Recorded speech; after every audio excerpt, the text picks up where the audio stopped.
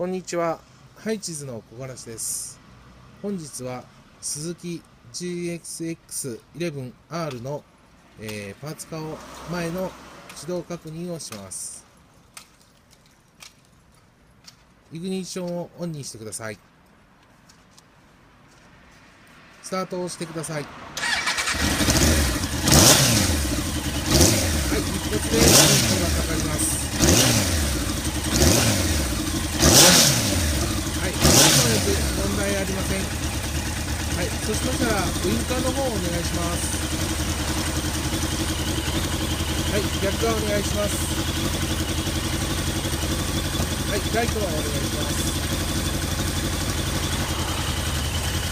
はい、しっかりと点灯します。そうしましたらメーターの方を確認します。はい、ウインカーもしっかりと点灯します。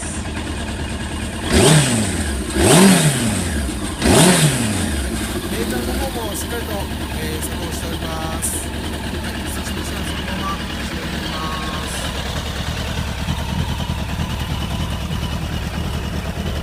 はい、ウインカーお願いします。はい、逆側お願いします。